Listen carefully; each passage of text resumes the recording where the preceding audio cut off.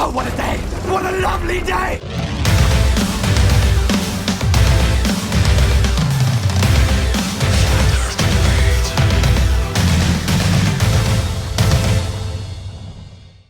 Welcome to Flat Earth Debate, Uncut and After Show.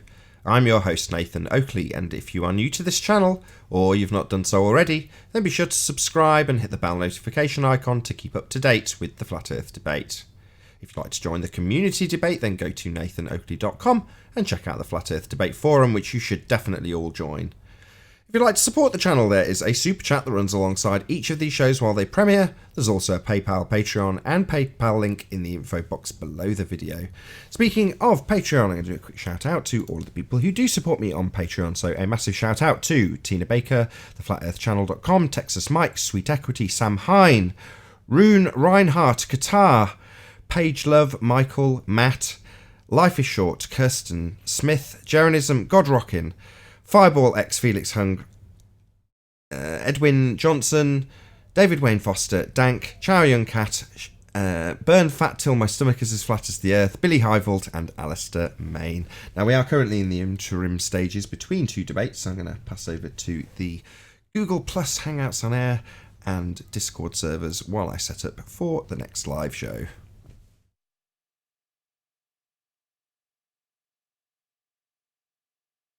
Don't all talk at once. Yeah, We're just waiting for Spurs. Yeah, still waiting for Spurs. Yeah. Get your image. Check 1 2 1 2. Can you hear me? I'm coming through. Yes, we can. Excellent. And we are joined by Dawn with Discerning Reality, Dougie, Earth-Shape Investigator, Gamercy, 1986, Mark Doxey, Nathan Oakley, of course, Redman, Silent Zero, Slayer of Prey, Svart,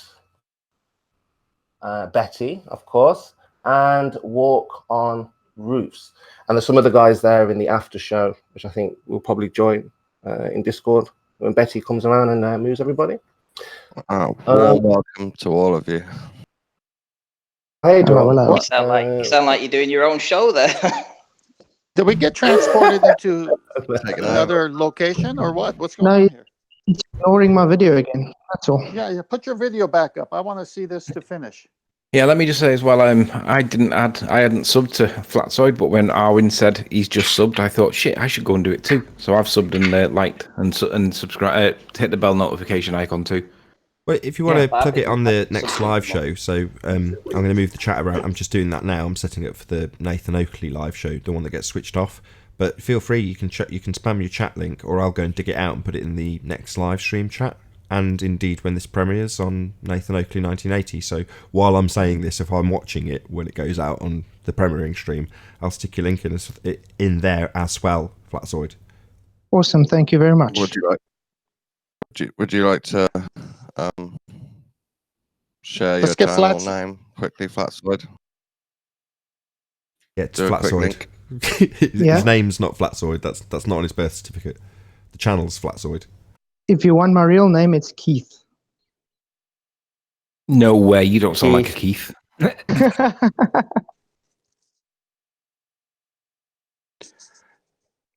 Well, anyway, Keith, can we get that image back Keith, up? the most fantastic thing for me, Keith, is, you're a guy who, is taking this question very seriously. And you're like, well, there has to be pressure. It can't just be water. And I'm going to demonstrate and show otherwise.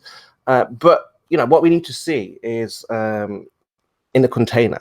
Okay, a container that can be. Are you trying to gaslight? Can we have commentary? Can we have commentary on what he's just shown you? Can we talk about that and focus on that, please? It sounds like you're trying to gaslight Flatsoid here.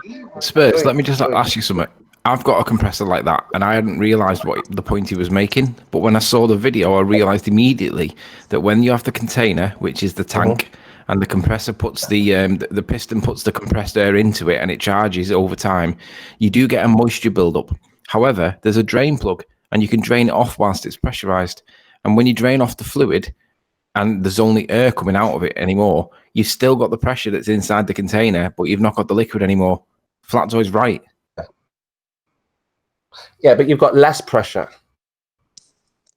That's why Only they have because you've to opened the drain generate plug and to removed a pump little up. They've tiny gotta- bit while they've you were gotta getting the add water out. more. And that's why he'll keep draining the water, because he has to Less add more pressure to increase wasn't the your pressure. point, wasn't Spurs? Your No, but point the was reason if why the there was water's no there- water, there's Hold no on, pressure. there's too many people talking at once. So, and Anthony, can you back off your mic a little bit? But Spurs and Anthony, it's reasonable at the moment.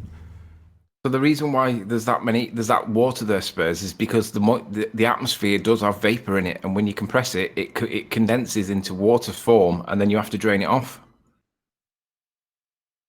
But then that draining tube will constantly drain, right? No. So as that you machine takes on mine, I have more to air manually in, do it. Can you look at the but name it won't quickly? have the Air same- dry. it won't have the same pressure, and that's the point. That's why you need to use a container. Yeah, those machines. That's a machine here, isn't it? We're talking about a container, not a machine that's electric. And you know, you're it's got talking power about How are you behind else it. going to isolate it? Of course, it will Come have on, pressure. Spurs. Of course, there will be pressure. You've got a machine there. You know, there's a great Spurs, big this machine, point an about water is engine. not- Of course, not the there's right pressure. point. There's a force there. Of course, there's a real pressure there because there's a real force. You have an engine. Come on, guys.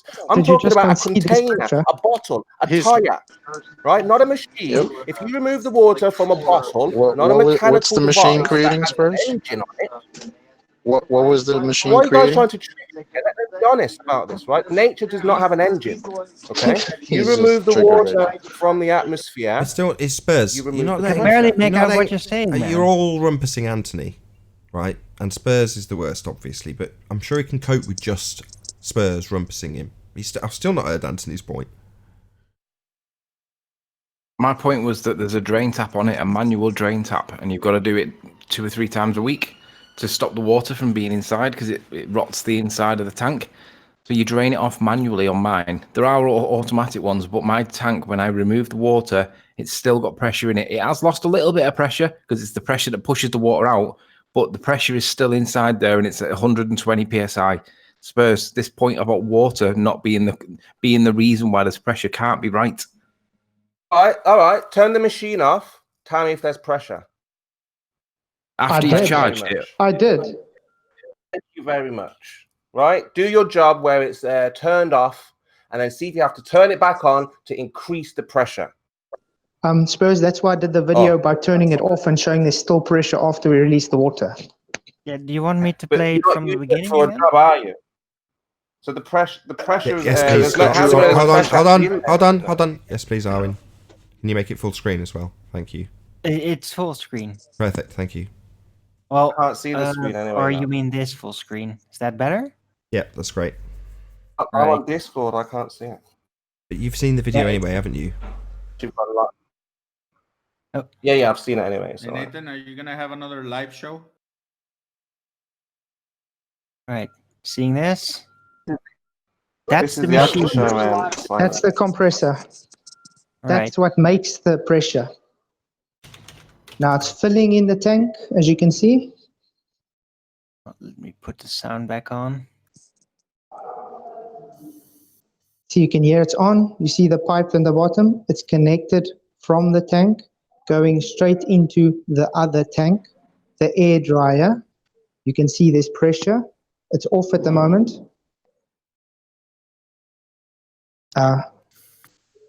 There's pressure, you see?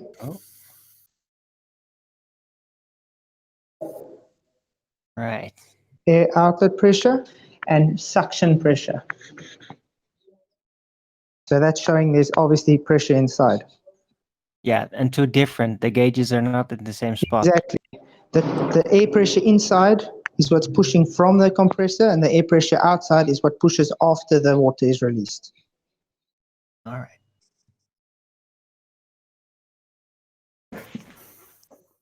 And I'm walking to the back to show it's still off, just showing where the release is. You see that water in the bottom?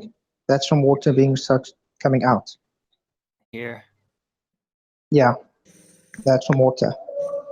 Now, I'm going to go put the compressor off. You see, it's off. It's not making any pressure anymore. It's still got pressure inside.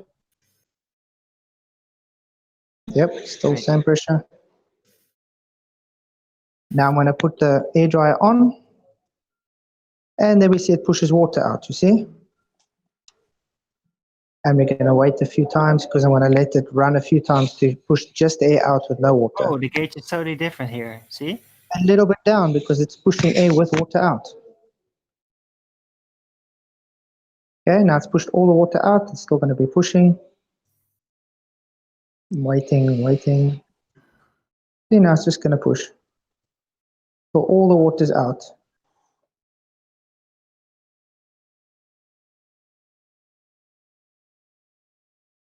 There we go. It's just air coming out now. Yeah, a little bit of remnants of moist. You can see. Yeah, but that's still on the pipe on the outside, obviously. Right. It's still because it's wet. Drips that are left in there. Yeah, but that other pipe next to it, that steel one, that's dry air going through to the. Look, Flatzo, you know what you should do? Take a mirror and put it in front of that and see when it's dry, as you say. When you put a mirror in front of what's coming out, see if you get any moisture.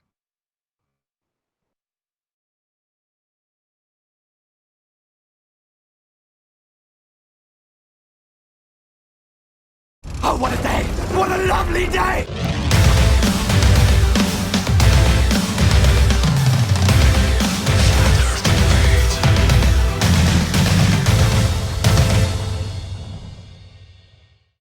Welcome to Flat Earth Debate Live. I'm your host Nathan Oakley, and if you are new to this channel, or you've not done so already, then be sure to subscribe and hit the bell notification icon to keep up to date with the Flat Earth Debate. If you'd like to support this channel, there is a super chat that runs alongside each of these shows while they are live. There's also a PayPal, Patreon and crypto link in the info box below the video. Most importantly, if you'd like to join this discussion, simply mute the page you are currently watching, then click the link in the info box below this video to join the panel and express your views on the shape of the Earth. If you do join, please don't swear. If you do, you'll be ejected, and if you are, please don't try to rejoin the stream using sock accounts. You'll be warmly welcomed back on the next stream. Please also share the show on social media. Sharing the show obviously increases the live audience, but this in turn increases the chances of a more diverse panel, so please share the show. And one last time, if you're new to the channel or you've not done so already, then be sure to subscribe and hit the bell notification icon to keep up to date with the Flat Earth Debate. Now we are joined by Ranty Flat Earth, Platzoid, Sleeping Warrior, Chocolate Sane, 10th Man, and Arwin. How are you all doing? Good afternoon. Good afternoon. Hello. And we're also joined by hello. A metric buttload, as they say, of people in Discord. So very happy to have you all. Have you gone back to 2 shows a day, Nathan? Thursday, so hello. Thank you. I do 2 shows on a Thursday and 2 shows on a Friday. Gold star as always for the link. We've got Len Nathan. I think Len's a glober. He wants to have a word with you about the globe or the nature of where we live. Is that all right? No. Let's finish what Flatzoid was saying, please, Spurs.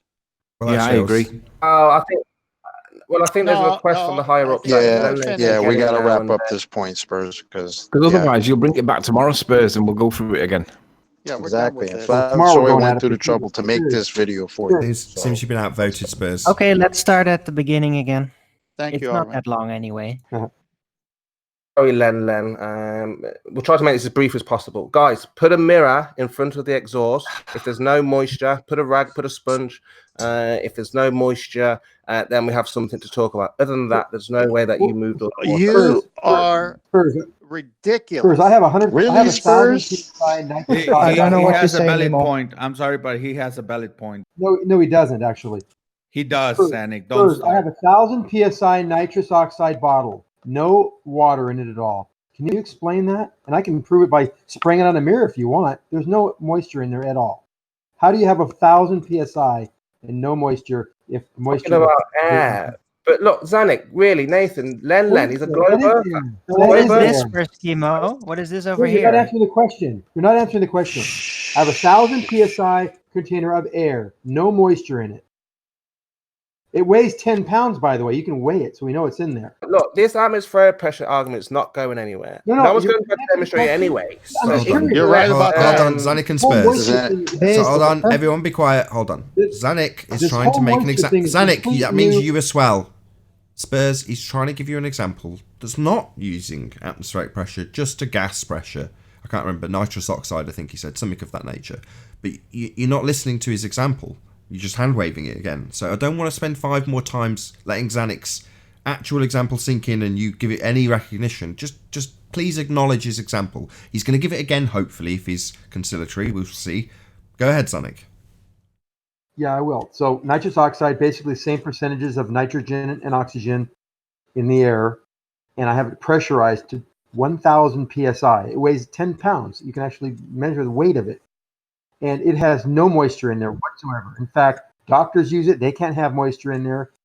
People that work in the industrial arena that use it to do welding cannot have moisture in those containers. They're all pressurized between 1,000 and 1,500 psi. No moisture in the containers whatsoever. How do you explain that with your theory that moisture or water vapor or whatever you think it has in it causes the pressure? Once again, Xanic will make this very brief. You would have to demonstrate that there is no gradient. You would have to demonstrate that it's actually pressurized. And then also you would have to demonstrate that the liquid has been removed. Now, can we please allow Len? Okay, you're waiting very patiently. You're hand-waving my example. You're not explaining. I'm not, but I don't want to make this a long... This takes ages. Let's try and get control again. You are hand-waving his example. So he's giving you an example of gas that's not dependent on moisture or water or anything of that nature whatsoever, and you're just saying, well, you're hand-waving it.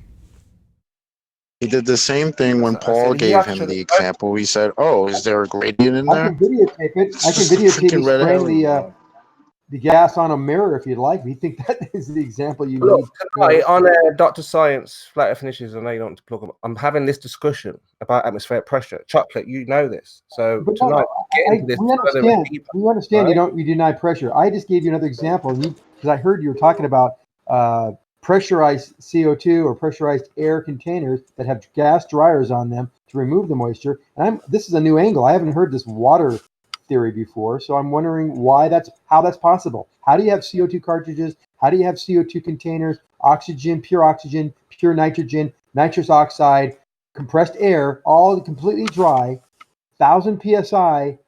Where does the pressure come from if it's due to moisture and there's no moisture in those containers? Xanic, I could kiss you. Yes, precisely. You could kiss him until he tells you it's gravity that holds the pressure down. No, that's not what he's arguing. He didn't mention it once. Right, straw man, red herring, fallacy. No. I'm agreeing specifically with the context of what he just said. That's it. He said it. It's right. That's it. There's that kind of pressure. Thousands of psi. Running power tools. Taking off lug nuts off your wheels. It's not like it's not existing. You can't deny there's no pressure in there because it does work. Yeah, he is. That's exactly what he's doing, Xanic. It's absurd, but yes, that's what he is doing. And he's saying if it does work, it's only working because there's water in that gas. Yeah, when you've already proved there's no water in there. There can't be water in there. In most of these applications, it's catastrophic to have water in there. Catastrophic. You know what that word means? Go look it up. You can't have water in. You've got a guest, Len. Again, been requested to have a discussion with you. He wants to talk about the globe. He believes. Well, do you concede, Spurs? I suppose. Do you concede before we go to Len? Yeah, Spurs, you've got to concede. He's right. Yeah, thank you, Spurs, for putting me forward. I'm not a Glober, by the way, but it was basically just in regards to a Rob Skeeper video I watched before I joined the chats. It's basically he's discussing some declassified documents which state in 1948 both Russia and America were finding it difficult to discern what we lived on and the measurements of the world when it was meant to have been settled thousands of years before through the likes of Pythagoras and whatnot. I just wondered if anyone else had seen this and the thoughts on it.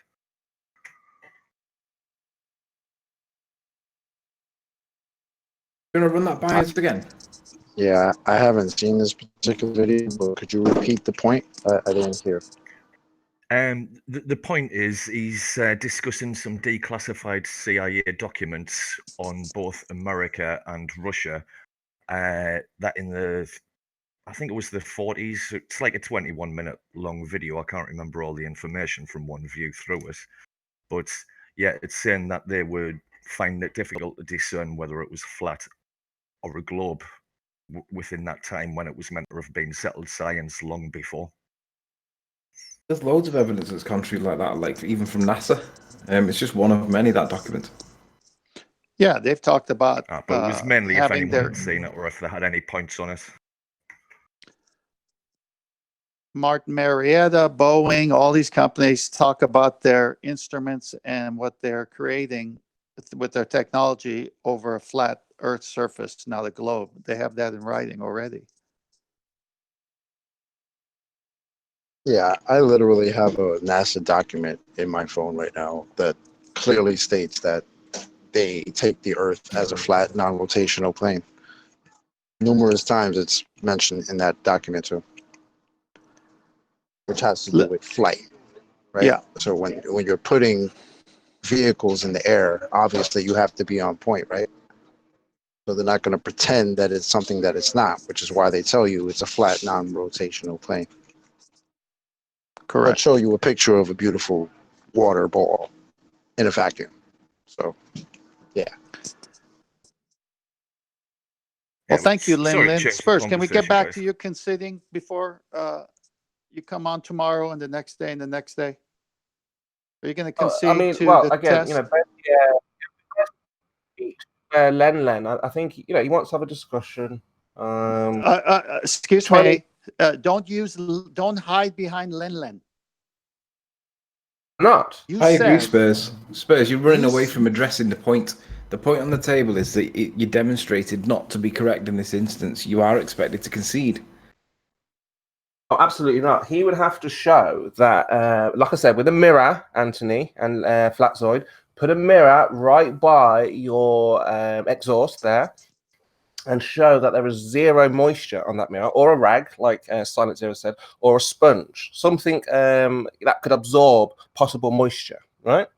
And then you can show, look, it's completely dry. The mirror is completely dry. There is zero moisture, right? And I just can't see how that would be possible. I'll do that for you. How's that? If you literally how removed would all the a mirror water, absolutely prove that? not rust, it wouldn't be able to lubricate, and it just wouldn't work. It would fall apart. First, You need how the would a liquid mirror there. absolutely prove that? Say again, Chocolate. Don't worry, How I'm would going to a do a quick mirror- video for you. Well, first of all, there's moisture outside in the air. So when the dry air is coming out and you got a mirror, it's not a controlled, you can't control that variable. Number two, Paul showed it. Xanax, Man, it's not Xanax controlled. Now you're learning, right? You need to do science, not some random garage shed a demonstration and say, look, the water's gone, right? It needs to be laboratory conditions. Okay, so we can all look at the. Are you going to talk over me, It needs to be Spurs? laboratory conditions. You came on the show and said if you could prove by taking water out, you're done with this topic. And Flatzoid proved that. Paul proved that. Xana came up today with his example. And I got a question for Flatzoid. Hang on, I got a question for Flatzoid. No, hang on. Hold on, Anthony. Just let 10th man ask you questions. Flatzoid, why did you buy the air dryer for your business when you paint? What's it supposed to do?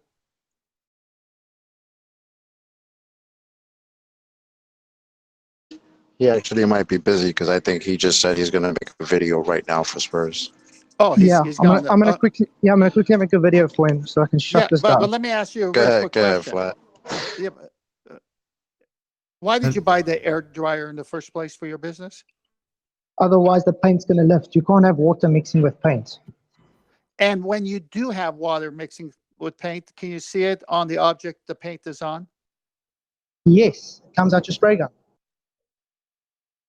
Right, and so you can't have that when you paint. So you need this air dryer to get rid of all the water so that your paint is just pressurized with no water, correct? Exactly. You want as little imperfections as possible. Thank you very much. Go ahead, make your... It has no liquid.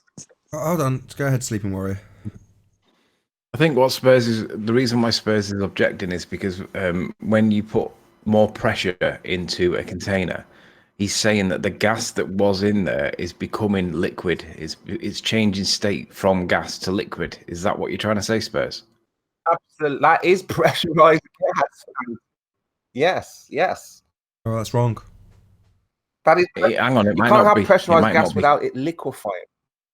It might not be, because if you look at a phase diagram for any liquid.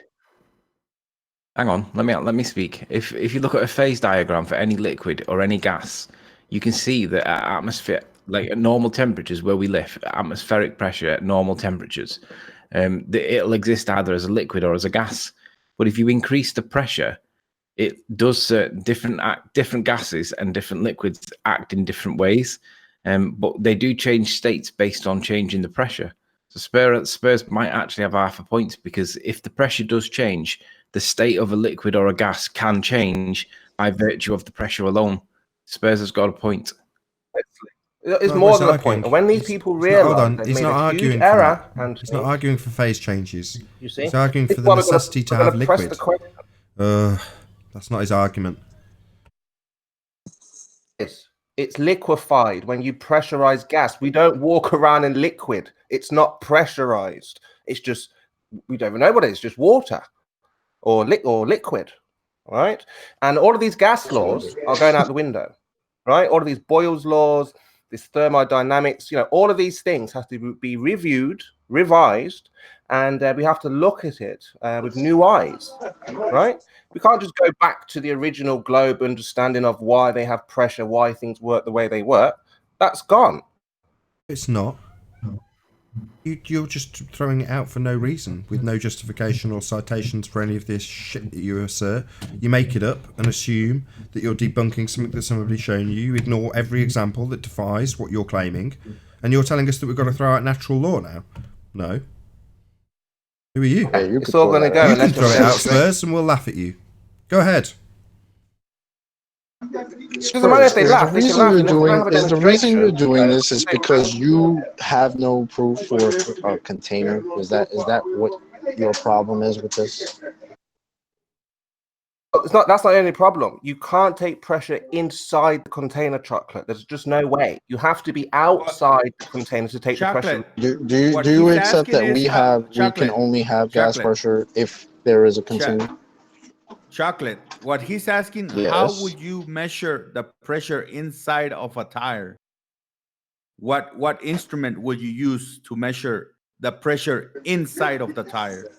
The pressure gauge. Tire gauge. Pressure gauge. Exactly. What? Pressure gauge. Inside the tire. You're not inside a tire. What are you talking about? You mean put a gauge inside the tire and then measure it? Oh, I see. Yeah, I see. You mean if there was if you were theoretically stood in? They understand, Silent. They understand. But again, it will take time. It's a new way. No, don't patronise us, you little prick. If you're stood inside a metaphorically giant tire, how would you take the pressure if you haven't got something attached to the walls of the container to become a gauge? Yeah, you use a barometer. Exactly, Nathan. Exactly. Use a barometer. Yeah, that's the whole point. Barometer. Yes, a barometer. How many seconds before Spurs denies this? So let's see how long it gravity takes. On the barometer?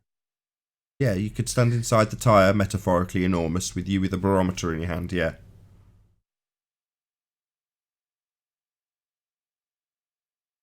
Why again will we need to accept gravity? Hold on, chocolate. Short pause. Possibly a hand wave dismissal or a total ignorance of what's just been stated. We shall see. Wasn't it Adam Macon who said water will freeze at a lower temperature of about, I can't remember, was it 30 degrees or whatever, minus, and then he said nitrogen would take minus 200, so you could freeze the water in the balloon and all the water would be in the solid and you still would have gas pressure. We'll say it slowly, 10th man. Inside the container. How are you taking a pressure reading from within? It only took about 30 seconds then. So when I just gave a metaphorical example inside a giant tire with a barometer, it was just completely ignored, like I hadn't even said it. Literally, that's what's just happened. It's like I didn't say it. Let's just try it. Hello? Barometer. 5 more times? 6 more times? 20 more times? How many more times? How do they work? How do they work? Oh, now we're being back to square one. Yeah, explain how it works, Nathan. Because it seems like you don't understand that they need gravity for a barometer to work, man. No, that's how they qualify it. This was described to you by a baller yesterday. So the baller explained that their SX, bro. What? Dude, good. Don't make me laugh this hard. Okay, let me just try and throw that back at you, right? So are you saying that because their description of how things displace, i.e. relative density, contains a presupposition of a gravity force, that because we deny gravity, ultimately the effects of relative density no longer apply? Because that's the analogous example when you say, well, no, their description of how a barometer works includes gravity. I couldn't care less. It doesn't change the mechanics. Their arbitrary scale doesn't change what's happening. The description mathematically including gravity makes sod all difference.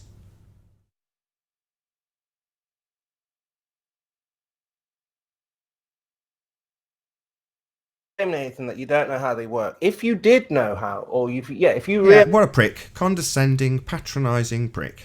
Not even look at a barometer. Hold on, and I ask you to name why are you this tenacious about that measures the relative density, and you didn't know how, you didn't tell me one. My point is that because there's a mechanism described mathematically or verbally with a presupposition attached, which turns out to be incorrect, doesn't mean anything in terms of the mechanics that's taking place. They still take place. It doesn't matter if I change the scale from... I haven't finished. If I change the scale from 1, 2, 3, 4, 5 to 5,000, 10,000, etc., it doesn't make any difference how I describe, how I put that scale on. Now, if my description, when I change it from 1, 2, 3, 4, 5 to 5,000, 10,000, 15,000, includes unicorn farts as a reason, does that mean that the mechanism of what's taking place changes? No. If the whole world believes my description, my arbitrary assignment of numbers, with unicorn farts, does that mean anything? No. None whatsoever. Doesn't mean anything with relative density, that they attribute gravity to it, and it doesn't matter in this instance either. It does matter. A barometer is not a math equation, first of all. Yeah, but gravity is. And, gravity is, though. Yeah, but gravity is. Nathan, yeah, but gravity is. Nathan, I haven't finished. Yeah, but gravity is. You're saying, oh, well, the barometer... My point is that it's a mechanical device doing something. Your point is that gravity isn't real, but it's attributed to the mechanical device. And you're saying, well, the mechanical device is real. Well, is gravity real? SX, how do they say gravity is used in the barometer? That's the point. If gravity is not real, atmospheric pressure is not real. They're not real. No, that's ludicrous. Wow. That's called throwing the baby out with the bathwater. No, not at all. Force involved to make a barometer work. If you understand the difference between a barometer and a thermometer, and I still think Chemo still can't discern between the two. If he can, I would like to hear, but I don't think he can. He still thinks that, don't spare me the ad hom, Zanuck. Yeah, one expands, one's being pushed. There you go, done. Done. One's expanding, one's being pushed. Was that concise enough? Don't need a string of ad homs with it, Zanuck. Yes, he's wrong. He doesn't need to be ad hommed and made to... The demonstration of his stupidity in this example can be held back. I didn't ad hom him. I just think he's confusing. You're right. I agree. He's stupid. But that's not necessary when you could give a concise explanation for the fact that one is an expansion and that one is a movement. And that the last time you did it, you gave it so concisely with the... I can't do it through Spurs getting triggered. Yeah? Last time Zanuck gave a really concise explanation about the orders of magnitude difference between the expansion and the movement. Now, I'd rather have that than you telling me how dumb Spurs is, which I already know. One way to find out if Spurs is wrong, and that is with a demonstration, not words that are not even wise. Thank you for that. How profound. Thank you, Spurs. That's wonderful. Well, thank you. So profound that we need to... useless if the person you're trying to demonstrate it to is literally not paying attention. And not listening. ignoring it, having Well, I'm long back. pauses, and then ignoring the things that have just been said or the demonstrations that have just been made. It's not a reasonable conversation we're having with Spurs. There is no conversation. It's a demonstration. Well- That's what we're looking for. We're looking for proof that pressure exists. We have not had one in weeks. He's given us one yesterday on the show with a vacuum chamber having the atmospheric pressure removed and a differential created. When it was said last time, again, pause, hand wave, ignorance of his own demonstration that pisses in the face of his claim that he's just made. Nobody believes this, except you, Nathan? Spurs. Just Nathan? put my screen on for me and ask Spurs to interpret what he sees. Spurs is in Discord, but you can go to the live stream on Nathan Oakley channel. I see the screen. I see Yeah, the because screen, it I see shows pressure. Well, show the audience anyway, and we can describe it. But Spurs, He said if you put a mirror onto the exhaust. Hold on. Spurs, can you go to the Nathan Oakley channel live stream and see what's on screen, yes or no? I'm there. I can see he's got a piece Perfect. of paper. Thank you. he's That's put the all I paper on need. the ground. Go ahead, Anthony. So Spurs said if you get a mirror and put it in front of the exhaust valve on the compressor, on the tank, would it come out with any liquid? And all right, he hasn't done it with a mirror, but he has done it with something that would demonstrate whether or not there would be liquid in the gas coming out, Spurs. This is the point where you've got to explain what you think you're seeing and how it supports your position. What's it got? What's this? What is it? Tissue paper. It's the thing that you asked me for a minute ago. It's a paper, a dry paper, and you can see pressure pushing against it, and it's still dry afterwards. Come on now. Well, what? Hold on. Go ahead, Flatsoid. Can you, rather than him completely hand-waving it before you've even given the example and explanation of what you're doing, go ahead, please. I first showed a puddle of water in the bottom where it's drained the water. Then I showed you a dry piece of paper, put it against there, waited for it to push again. What do you behold? Pressure pushes the paper actually almost out of my hand, and the paper is still dry. For your 11 frames, yeah, because you're not doing things in the correct way. Now, you're using a piece of paper. Confiscation again. I ask you for a mirror, you bring a paper. I ask you for a container, you bring me a tanker that we can't even see. And so everything that I'm asking for, you're doing the opposite. We must have a mirror at work. Again, I'm on your side because we want to prove that it's not just water. Why drop that you're on our side when, in this discussion, irrelevant of our overall position, you're not on our side? I don't get it. And you David Dallas does literally it too. just punched him in the gut. Yeah, David Dallas like does we the same didn't hear thing, that doesn't he? shit. Come on, Spurs. David does the same thing. He's in complete opposition of your position, but will then tell you that he's on your side. Like it matters. In the same way it doesn't matter about what side I'm on when it comes to Zanic's example being correct or incorrect. If he's right, then I'll side with him. If he's wrong, I won't. But his overall position and side, who cares? It's not agree, disagree. He's either right or he isn't. Truth, Nathan, that's my side. And what I would like for Zanik, not Zanik, sorry, I got Zanik on the brain here. What I would like a Flatzoid to do is show scientifically and empirically and validate these things that there is no water, zero water, zero. What he just asked you for, this wasn't enough. Can I quickly give a hypothesis here? Can I give a hypothesis and experiment for you? It's a very high level right now because we're trying to find the truth. Can I give you? He's trying to, Spurs. Spurs, can I give you a hypothesis and experiment here so I can explain to you? Spurs, what about when we fill? Hold on, Zanik. Hold on, Zanik. Oh. Zanik, you can start a cross conversation. Go ahead, Flatsoid. Just tell him. You wanted to be scientific, right? You're saying the cause of air pressure is water. I'm showing you that it's not.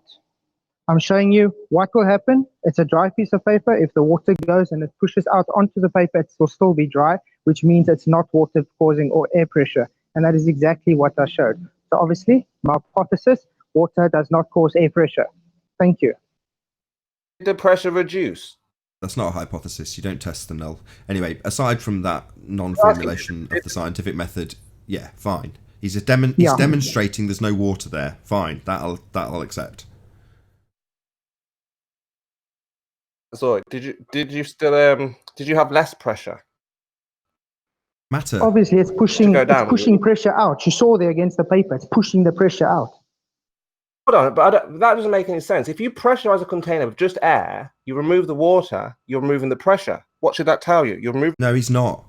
That's just a fundy assertion that we're demolishing with this example. But in the face of it, basically, you'll just reassert your position. That's all he's got now, just a reassertion of his crap claim.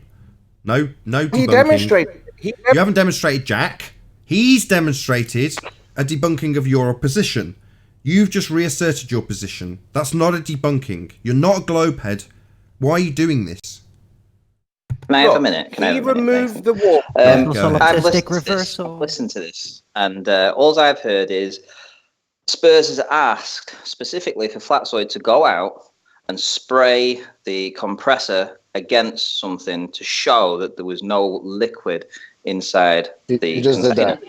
He did that. He came back with a result, and he still ignored it. Yeah, well summarized. Yep. And then slightly punched him in the gut in the meantime. That's not a result that he asked for. It's fine. It's fine. Don't worry, silent. It's okay. We can move forward. But the question is, Flatzoid, when you removed the water, did the pressure go down? Who cares? Obviously, you saw it push pressure out. That's not your claim. That's not what he's trying to debunk. Who cares? What's this red herring got to do with anything? Forward. Okay, fine. No water came out of that. What he showed on the paper. Fine. There was no water. Fine. But the question is... No. What do you mean, but? That's the concession. Not, but I've got some load of crap to string onto this concession I've just ham-handedly made and will now dance past as quick as I've made it. Yeah, no. On it, right? No water, no pressure. That's your claim. Bullshit. Debunked. Especially when you had a video made expressly for you on the spot. Well done, Flatzoid. You showed that when you spray the air onto paper, that there's no moisture. Excellent. Okay, but what I'm asking you is, when you removed the water, did the pressure go down? Who cares? It's the third time I've said it debunks your position. Sorry, Flatzoid, I keep stealing your thunder. Go ahead. I said it 3 times. To release the water, it has to push air. So obviously, it pushed air. It pushed dry air. Did it push with water or did it push dry air?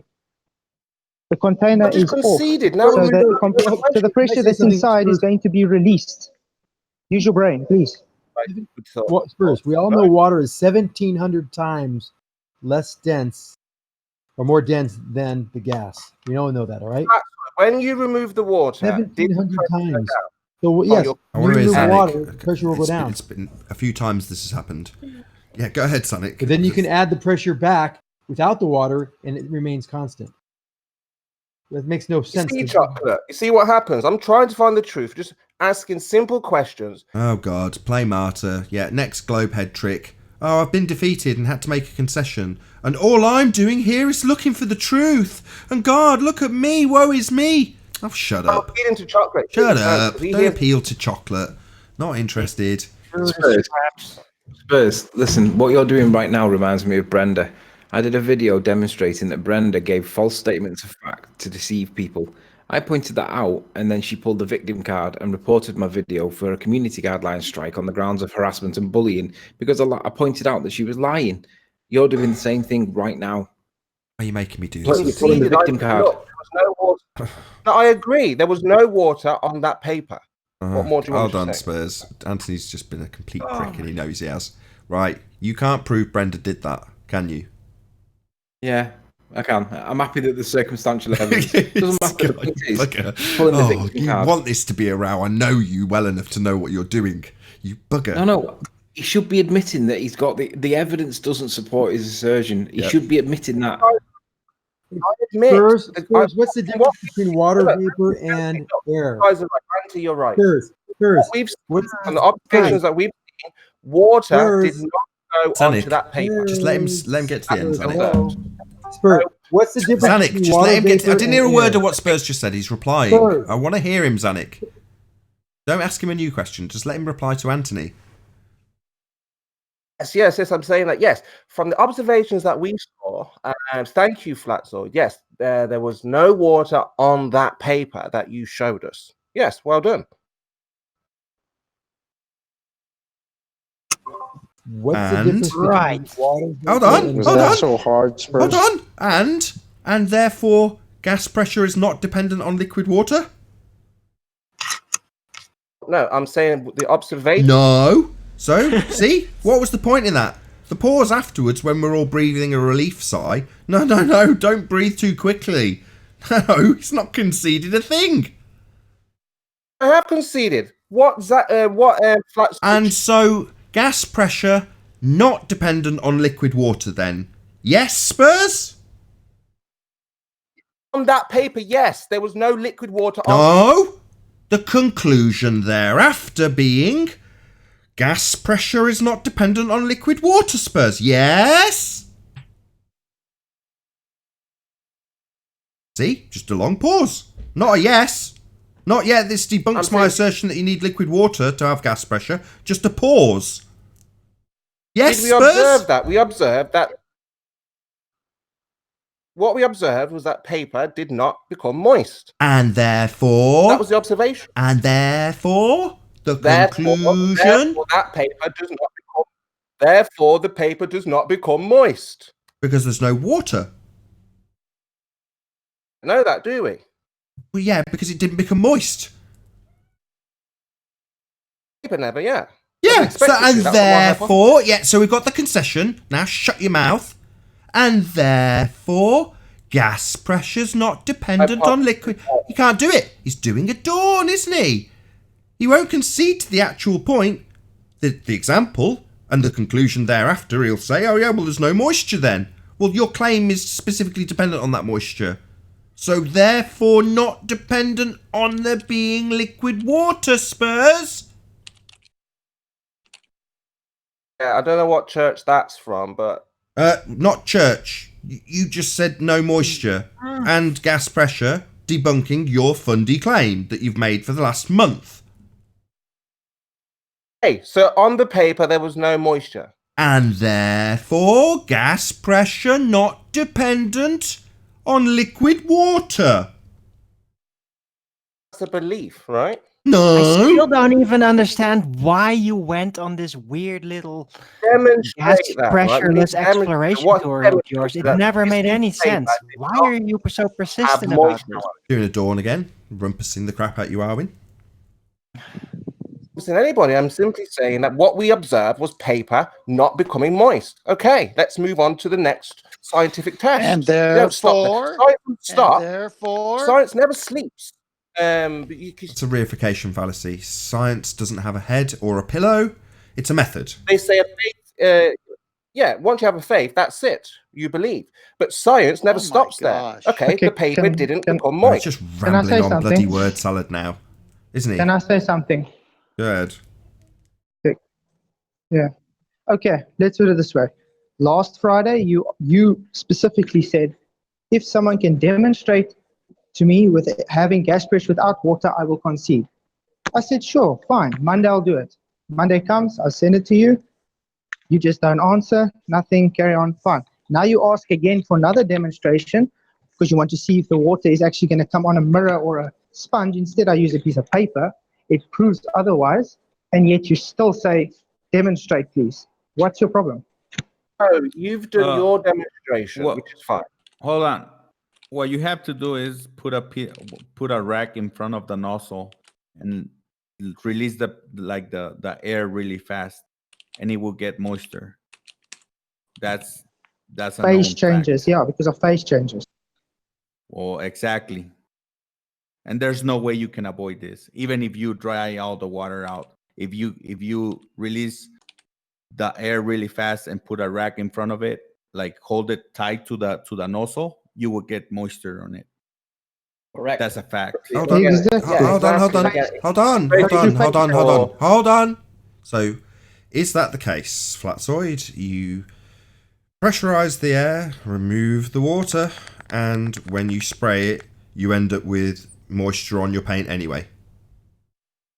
No, yeah, Nathan, it just contradicts itself. I might as well take the air dryer out. It's fine. That's Flatzoid. He's the one made the example. You haven't.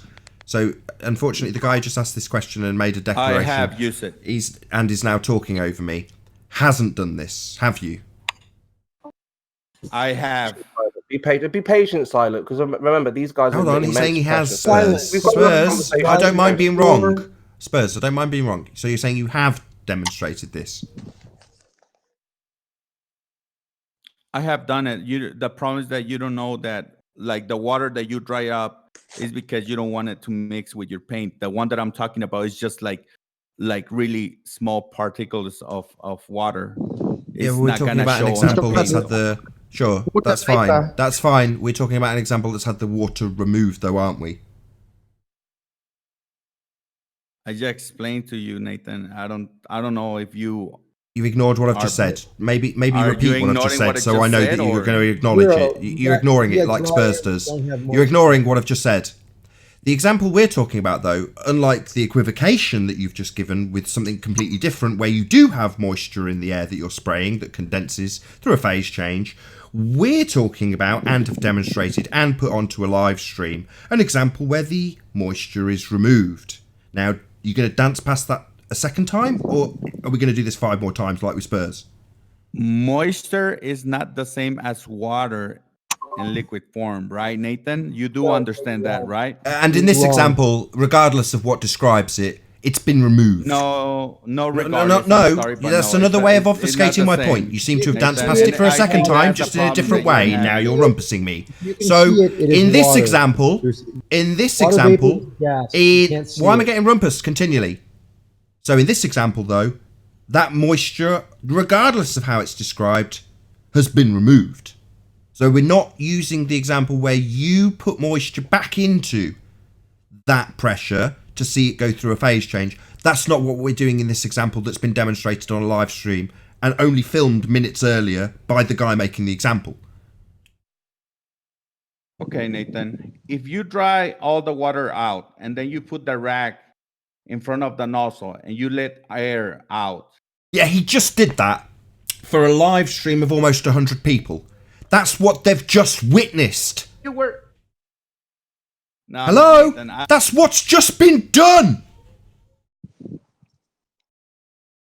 Unbelievable. Desperate to defend this pressure thing, Nathan. I don't get it, Dawn. I really don't get it. A bit fundamentalist. Yeah, I agree, Nathan, Dawn. It's nice to be on your side in this assertion, Dawn. For a change, we are of like mind. Yes, you are correct. You're just desperate for the pressure to be a real thing, aren't you?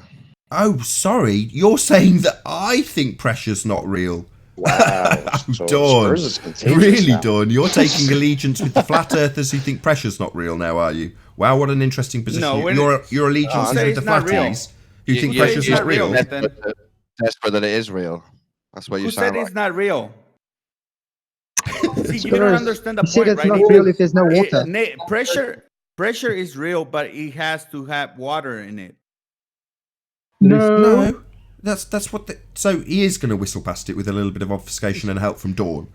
No, you see, we had an example where the moisture was removed, and that was demonstrated to Spurs. You piped up and said no, it'll go through a phase change. And then when we go through your example, we realise that actually it's an example that you've done where there is moisture in the pressurised air that can go through a phase change. Unlike the example that we've given you where air pressure was achieved without any need for any moisture to be there. Hold on, Nathan. Are you just like avoiding the or are you really like... Wow, he really is just Spurs' next man in line, isn't he? No, I'm not avoiding anything. Goodness. You're avoiding our demolition of this claim that you need water. Nathan, the example that he gave, did he put the rag in front of it to check if there was any moisture left? Yeah. Oh, yeah. He did? Yeah. He did? Yeah. I used the paper. How many more times? Yeah, you did. Yeah. And it was dry. Can you put a link here for the video to see it? It was just played out to nearly 100 people. And I'll concede. Thank you. He did that. Amazing. Oh my gosh, so simple. A reasonable guy. Amazing. Yes. Thank you. Finally, a patient. Thank you, Silent. Spurs. Let's see if we can get the same from you. Spurs. So gas pressure, Spurs, not dependent on water. You know the point about your painting machine using compressed air. Was that compressed air dry or not dry?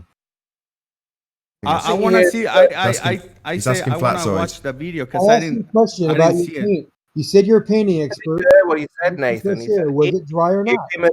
To that video with the rag over the exhaust, he will concede.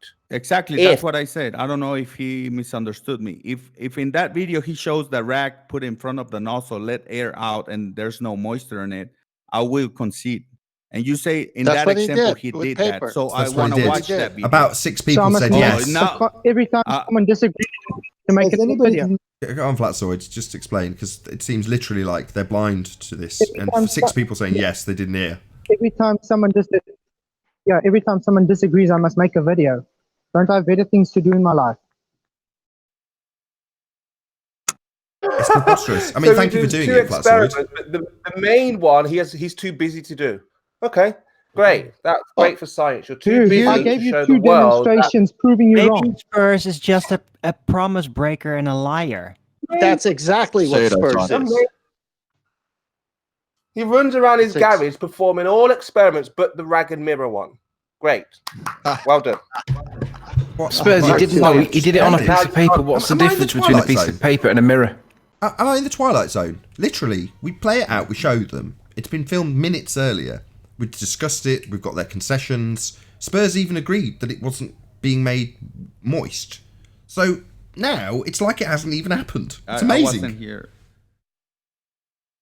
Yeah, that's because Spurs and Double D think they're going to get famous with peer review on this. Oh, here we go. 10th man's divining motivation. I didn't watch Nathan. No, I didn't watch the video. That's why I'm asking to watch it. Hey, you're a good guy. You not- conceded. No, exactly. But Double D conceded on your show, Nathan, that they're going to get this theory of theirs to peer review and they're going to be famous for it. Double D said it. I am not divining motivation. Look forward to David and Spurs debunking gas law. Yeah, that should be fun. Right. No, I don't think you guys understand his argument though. For what I hear, you guys respond. His argument is See, I am in the Twilight Zone. Oh my gosh. Yeah. Well, what they're asking you is like, let's say you have a tire burning, right? And there's smoke coming out of the tire. Is that smoke pressurized? Does that smoke have pressure? It's not. Has to actually be able to have. It's an honest question. It's a an honest fair enough question. Go ahead, Flatsoid. I heard you speak So first. yes. Obviously, it would have to have pressure to burn. I mean, if you're in a vacuum chamber, try and light a match and see if it's going to burn. It needs oxygen. Oxygen needs pressure. No, hold on. The question is, there's a tire outside your house burning. There's smoke coming out of the tire. Is that smoke pressurized, or does that smoke? Can you measure pressure on that smoke? You stick a how would you measure pressure of smoke? In the smoke and read pressure is what he's asking. If nobody understands, everyone, I understand. Nobody understand what I'm asking. If anybody else answers, nobody understands. Everyone's lost their heads. Spurs. See, now they're thinking, how would I measure the pressure of Spurs? You see, having a 2-second pause while a few people figure out who's going to answer the question isn't us not understanding.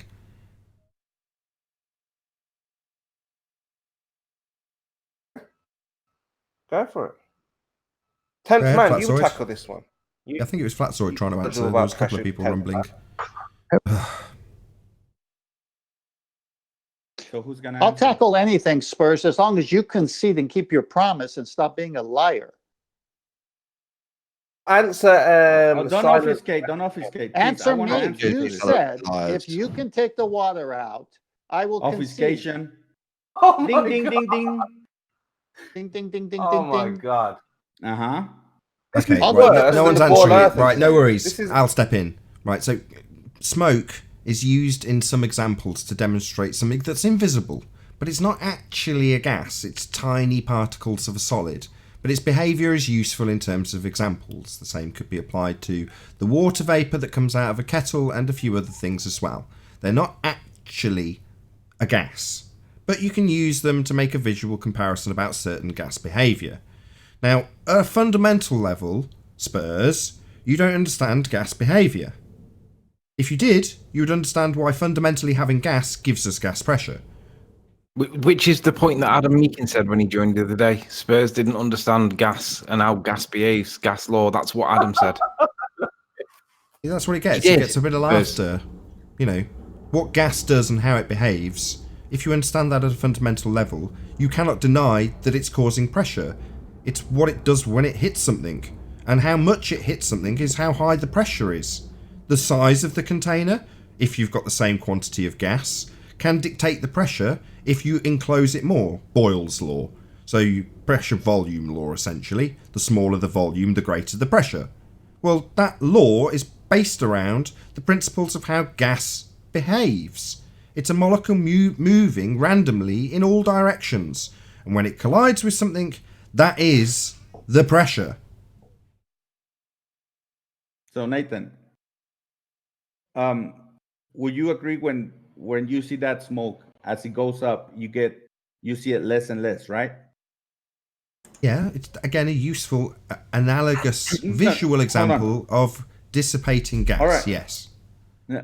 All right. So the reason why I'm asking you this is because all the gases and everything originates from the ground up, right? As you go up, there's less of it. The more altitude pressure gradients. Just let him make his example unimpeded, right? Please. I'm not nodding along, so he's not being interrupted. Go ahead. So all the gases originate down here on ground, right? You agree with that or no? I'm just your rhetorical questions. I'm just assume I'm agreeing. It's not rhetorical. He's asking you, do you agree? So yeah, the gases are fine. If you actually want me to concede, no worries. Step by step, I'll nod along. Yes. All right. So you agree that gas originates Dawn, from this the isn't ground, your Nathan? example. Go ahead. What I'm asking is, wouldn't you? The reason why I ask if you can measure the pressure on that smoke is because if you can't, it will be the same on the air originating from the ground. Yeah, that's a good point. Right, smoke's not gas. I did say this to Anthony the other day about all the gases. It seems that Spurs has decided that it's his time to talk. I qualified this initially. While smoke is used in certain examples to give you an analogy that's visual to gas, it isn't gas. It might be suspended because it's very small particulates of solids that are getting bounced off the invisible gas so you can see it. That doesn't make it gas. But we can tell they behave the same way, isn't it? You can breathe smoke, you can breathe air. No, it's considerably more dense. It has different particular behaviour.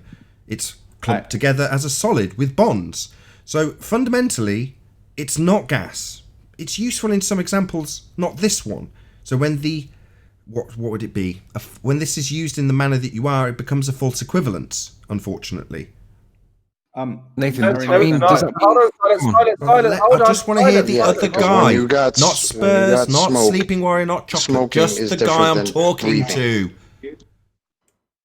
Go ahead, my friend. It's just in from Wiki. Not you, Dawn. Includes gas. Not you, Dawn. The guy I'm having the conversation with, shockingly. I never said they were the same, Nathan. I say they behave the same way.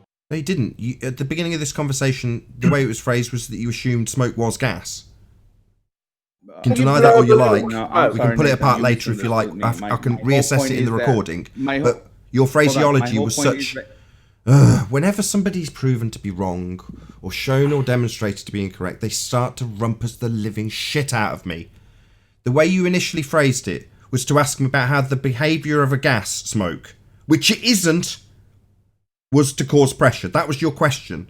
So it is my claim that you assumed smoke was gas, correct? It is partly gas. Not you, Dawn. Check your citations, Nathan. Not you, Spurs. To the people. I've got loads of triggered fundies. Not what part of this aren't you getting? I'm not having a conversation with Dawn or Spurs. My whole point of this conversation, Nathan, is to show how you can equate because they behave the same way. Right. So Nathan, let me ask. Is it, Nathan, when we say gravity is not a force, but you can think of it as a force, does it translate into smoke is not a gas, but you can think of it as a gas? No. No, Anthony. Wikipedia says of course, he's asking me. Let's not make things even answer. more confusing, please. No. It has some useful properties that can be used to make demonstrations that are visual. Doesn't make it a gas. Doesn't obey gas Looking law. at the citation here. Hold on. All I was trying to make is to show you guys with a visual, so that you can see what we're talking about. Yeah, it's analogous. I agree with I've said this 5 times, right? It's analogous in certain circumstances. That doesn't mean it's the same, so it doesn't behave the same in all circumstances. Just useful to make an analogy in certain circumstances. So to equivocate it and say, well, it always behaves like gas then, no, that's an equivocation. I never say they behave. I never said that. Sorry, Nathan. Yes, but you did. No, I didn't. Okay.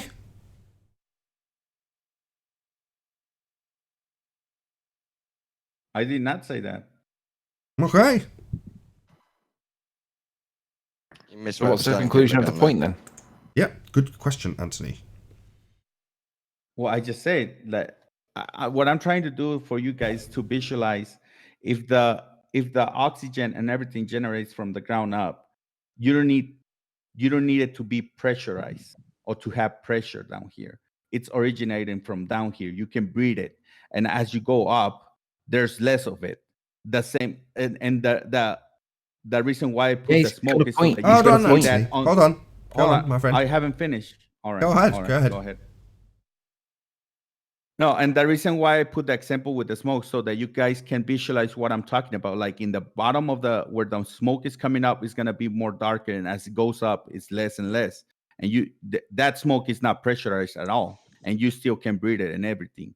So that was what I was trying to say. Okay, sure. Well, it's suspended, and eventually its density will dictate that it will come back down again and fall on things and make them dirty. Well, no. If it's originated from the ground, you don't need to come back down. You do if your high density dictates that you will. Well, the denser is gonna stay down here, right? We know this. Right, but initially smoke doesn't, does it? Well, that's I don't think you understand me yet. I guess you understand me, but smoke goes up just and like, then it Nathan, dissipates and goes down smoke again. is just like a visual thing for people to imagine, like to visualize it. Yeah, but when I'm talking about like the air and everything, we know like the denser it stays down here. We don't need to be pressurized on it or anything. Yes, because you've used an equivocation with something that's not gas. I've gone through that 7 times. Do they behave the same way, Nathan? No. Which way they don't? I'll say it again. Maybe an 8th time it'll sink in. It's useful to use smoke in certain circumstances because it's visually analogous to certain gas behavior. It's the same with fluids. You can use fluids and compare how a gas can sometimes, when tightly packed, behave a bit like a liquid. Even though there's still no bonds, but it doesn't mean that it's a liquid. That's what he's doing, mate. He's using it as an analogy. Yeah, but it's a false equivalence.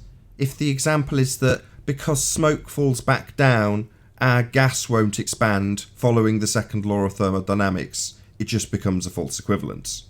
Sorry, it's a fallacy, a fallacious claim, because the two are not the same. If you believe in the second law of thermodynamics, you're a fundy. I'm a fundy because I believe in natural law. Oh my god. Yeah. Why you guys are hung up on that smoke? The scientific it's method. He's a narcissist law lover. I just explained the reason why I put the smoke is like for you guys to visualize what I'm thinking about the air and all the oxygen and everything that is coming out of the ground. And as it moves up, the lighter gases is going to move up. And what in the world is going on now? But Nathan's response is, can you address Nathan's response? Me? Yeah, what was his response? It's a false equivalence fallacy because the two are not the same. While they might be analogous in certain examples, you are using it to say that they behave the same as gas when smoke doesn't behave the same as gas, even though you can use it as a useful analogy in certain circumstances. That's the 9th time I've said that. And I ask you, Nathan, for the 4th time, in which way they don't behave the same way? They're not the same. They're not gases. What is he saying? Saying that smoke and its behavior proves that gas will retain. Nobody say proof. I'm sorry. Well, whatever. I'm sorry if that's a slight misrepresentation. What kind of smoke? Smoke from a fire. Number one. Any smoke. What vapor, is smoke? Anything. Number two. Okay. Vapor, anything. Oh my God. It's a visualization. Hold on, John's summarising it, right? We've gone through these steps. What is smoke? Well, that's been summarised. Well, it's very small particulate matter of solids suspended in the air. You should give up because you're completely upside down on this one. You don't understand between the difference between smoke and gas or right. vapor. Zanet's on form. You can see you're not gas. Yeah, Zanet, when the condensation... It's been an interesting show. I haven't heard. Zanet, I just when heard the smoke. water leaves... Yeah, I'm gonna round out. Could you measure the pressure of how the water is leaving the ozone? I thought it was soot. I'm never going to retain control of this train wreck during the live show, am I? So I'll try and retain some control afterwards. But with that, I'll say if you are watching this on the Nathan Oakley 1980 premiering stream, then stay tuned, as there will be an after show to follow. Unfortunately, if you are watching this live on Nathan Oakley, this is where we bid you farewell. A huge, massive, enormous thank you to all of today's debating panel for making this live show possible. And of course, a massive thank you to all of you in the audience for liking, commenting, sharing, subscribing, and all that good stuff.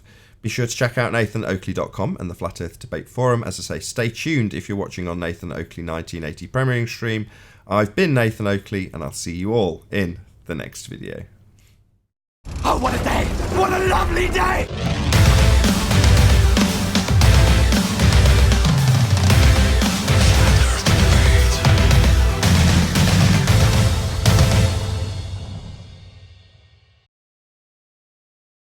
Fog is water. That's only the second stream. Yeah, exactly. For a 4K channel, it's not bad.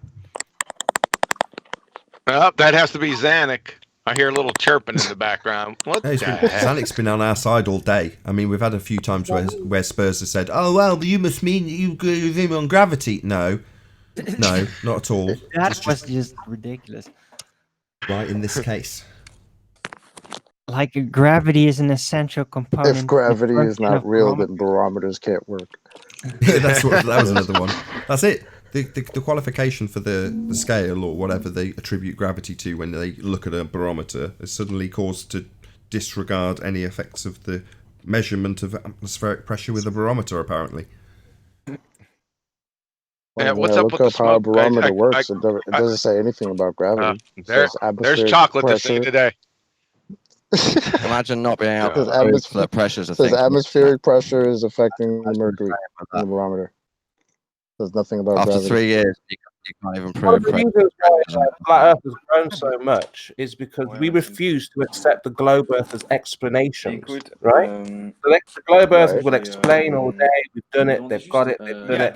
That's why I'm like, with the barometer, I don't agree with it. You don't agree with the barometer?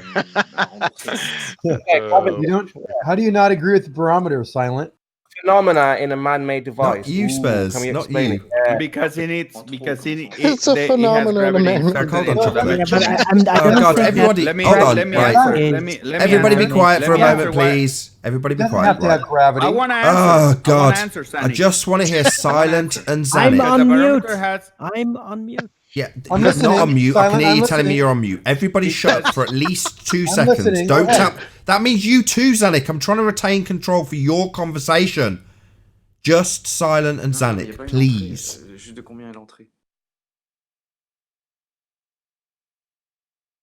Go. Because a barometer has gravity inserted on the results.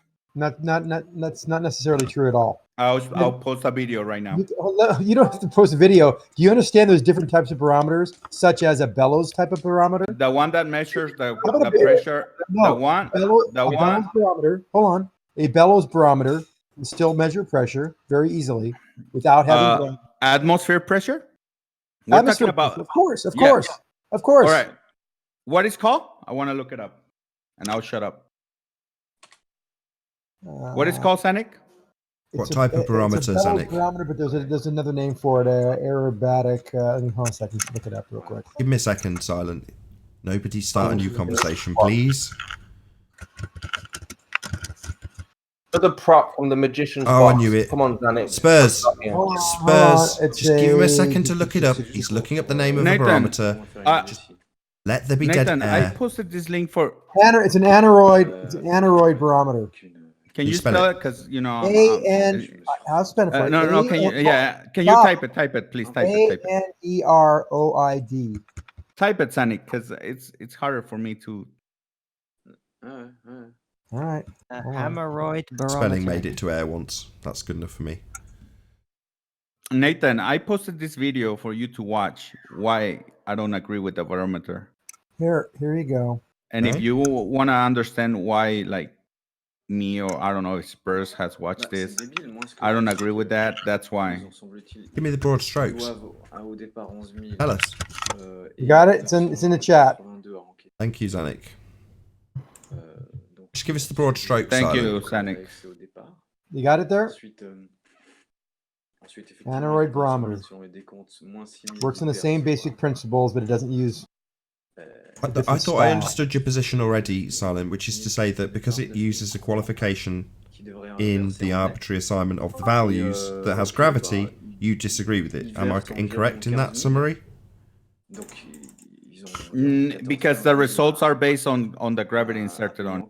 Yeah, that's what I understood. You know, let me make it real simple. Since you're having a hard time with this barometer thing, you can use a balloon as a barometer. Hold on, this is some balloon. Complete dick. Who's this Tom guy? Is his mic wide open? Hello, Tom? Just mute him. Mouse tone. Thank Mouse you. tone. Go ahead. So, silent. Did you look up Aneroid barometer?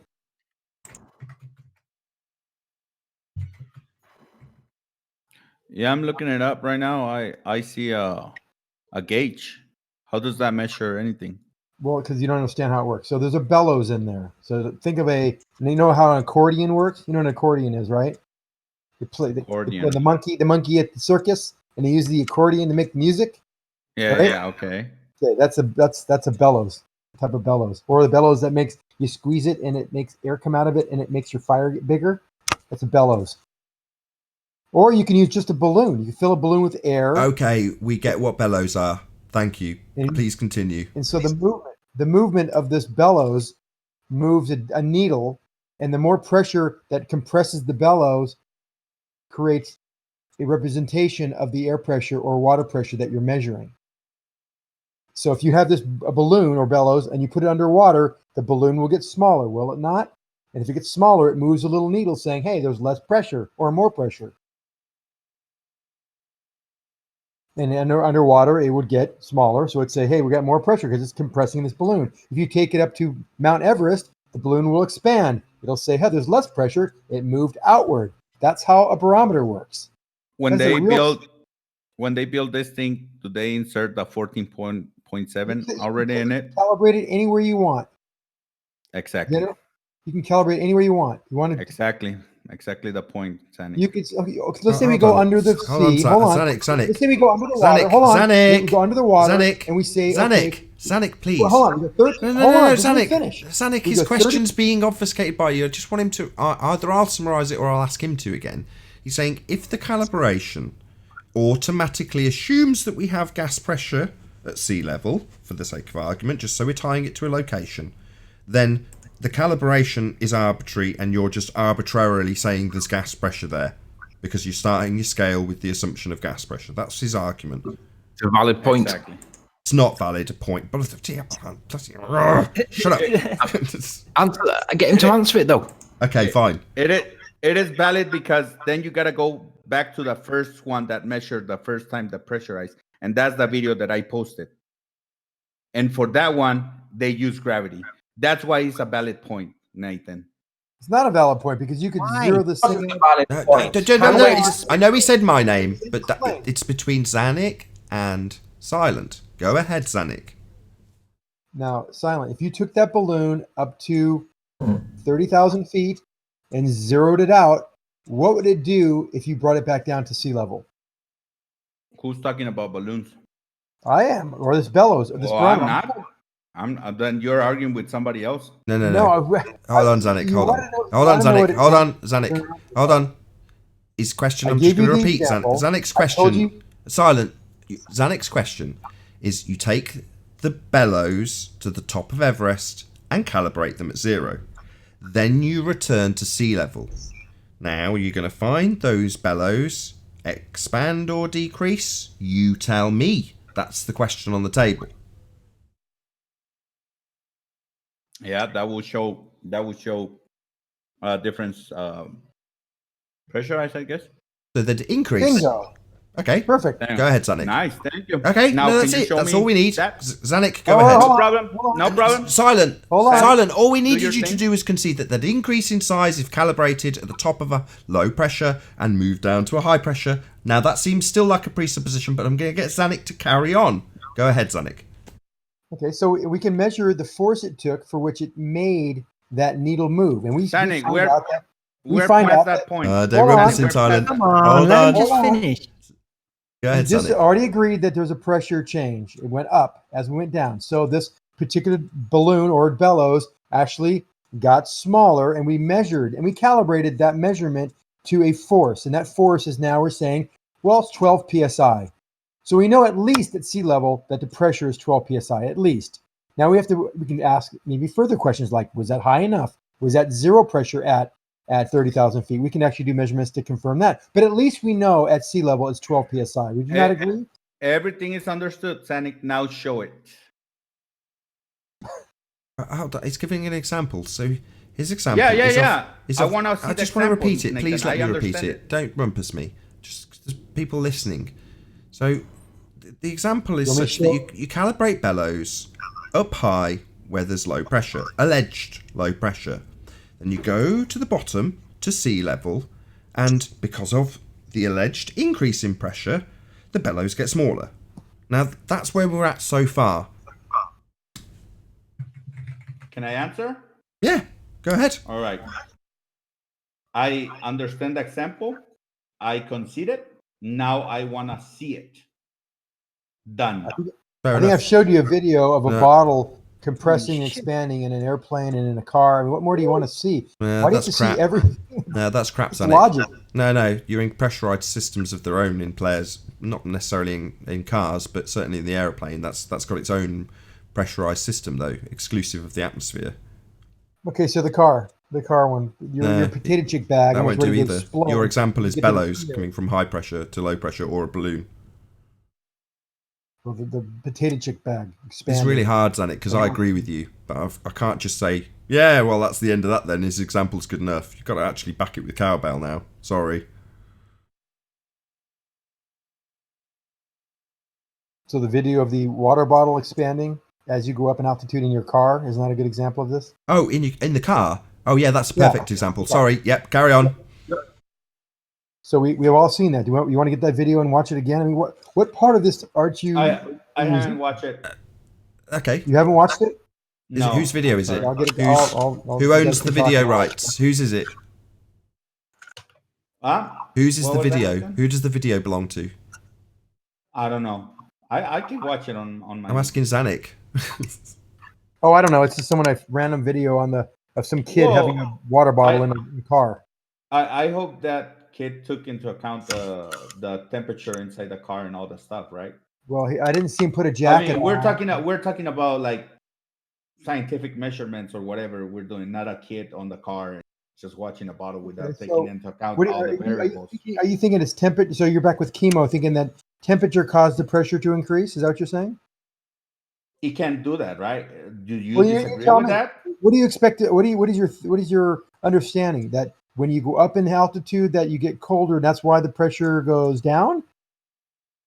Well, I don't know. Well, you show me your example, Zanik. I'm waiting. Show me your example. Well, according to Spurs, you go up and the temperature goes down, so that's why the pressure goes down. I'm not a Spurs though. Well, it seems like you are, and then you go down in water though with the same. Zanik, hold on, Zanik. No, Spurs, don't get triggered. I know your name's been mentioned. Hold on, Spurs. Hold on. So what is your claim then? Silent. Who, me? Yeah. What is your claim then? I never made a claim. I want to watch the Barometers work as Zanik said. Asking questions. Just asking questions. Okay, but we've got to attack him. Spurs, sorry. We're near the end, Spurs, I promise. I'll let the free-for-all begin, but we've been reasonably concise for the last 10 minutes. So, at this point, would you deny the example that even though I'm not going to play the video, but somebody with an empty bottle, goes up higher and, I don't know the examples, but Zanik, is it a crushed bottle that gets expanded as they go uphill, or is it the reverse of that? Yep. Yeah, as you go up in altitude, the pressure reduces on the outside, so the pressure inside the differential becomes greater, so it expands. Fine. So he's going up a hill and into lower pressure in a sealed bottle. The expansion is caused by obviously the pressure being greater on the inside of the bottle. Being a sealed container, the force that was keeping it crushed on the outside becomes less as he goes uphill. Would you deny that effect to begin with without seeing a video? Because if you don't deny that would happen, then we can move on. I need to see it. I never seen that. No, you live in you live near Mexico City, don't you? You can't reason with him. No, that's fair enough. He hasn't seen it. He wants the cowbell. You can't blame him. I hear about this, Sonic. I'm sorry. I just want to watch the video. How high is it? How high is Mexico City? 6,000 feet? I'm waiting for the video, Sonic. Can we stop arguing until you watch?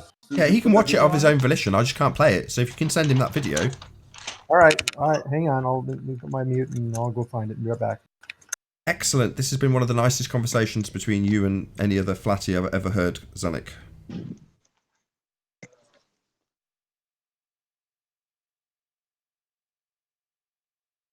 Nobody's interrupting. SX, I have a question for you. No, just wait. Yeah, chocolate. No, wait. We're nearly What's there. up, chocolate? We're nearly there with these two. All right, We're nearly there. Just hold off, please. Give it another couple of minutes. He's just going to send him the video of a bottle becoming less compressed as someone goes uphill in a car.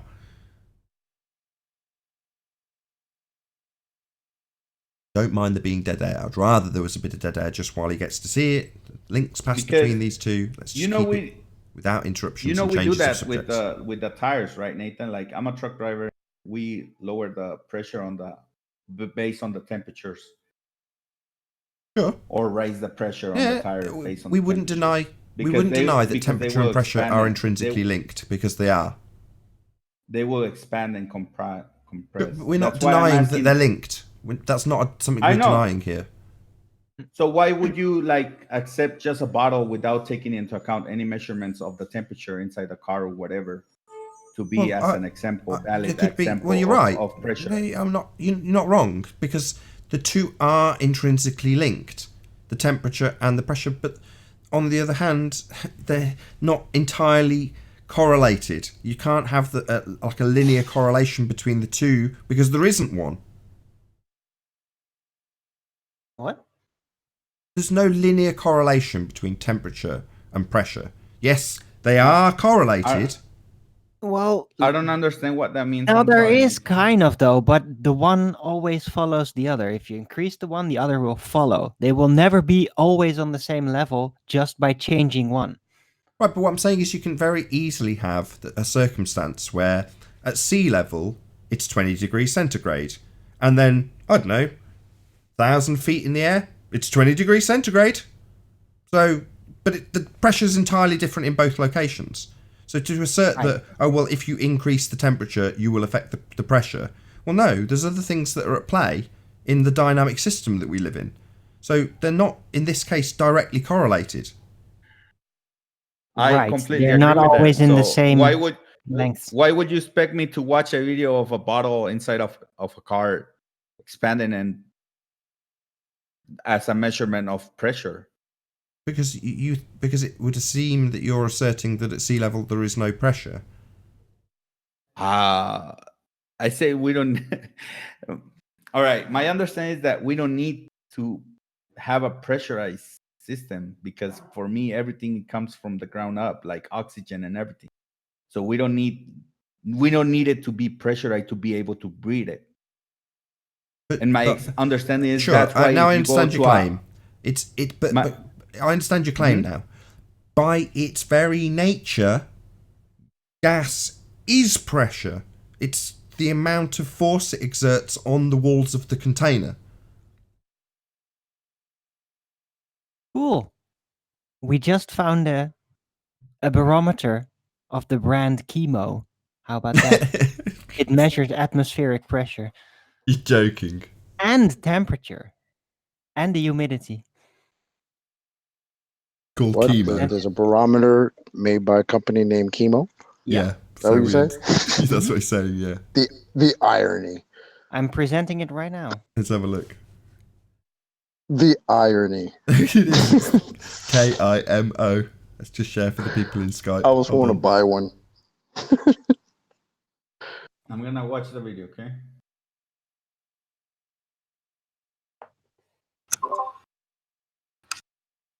Okay, there you go. Silent, you got your little video there showing an example of how air pressure changes with altitude.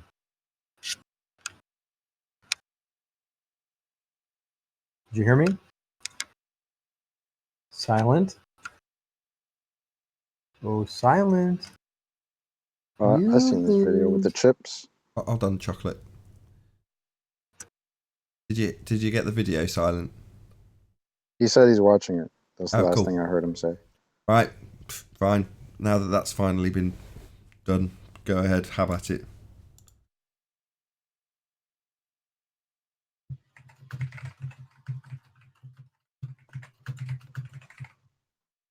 Because no one's making a point. It's because no one's got a claim to make. No one wants to interrupt. Everyone's cleared the dance floor. Well, I mean, I have a question for Silent, but you know, he's watching a video right now, so I'll wait. Do you see the guy putting on a jacket, or is he got the air conditioning on, or put the heater on? Is he get the temperature changing very much? I mean, there was someone mentioning that pressures. That was another good video. Pressures related to temperature. That's true in a container, but you can have pressure in a container and then increase or decrease that temperature and have the same pressure in there. It's very easy to do. You don't need to have the temperature to create the pressure, even though they're related. You're saying you can introduce a higher temperature into a container full of gas and see no pressure change? No, you will definitely see pressure change. I was going to say. But you can also... Oh, carry on. Sorry. You can also remove the temperature and increase the pressure by introducing more air. Right. Yeah. But in that example, you could have, because it's so controlled, you could show a direct correlation between the temperature and the pressure increase if you increase the temperature.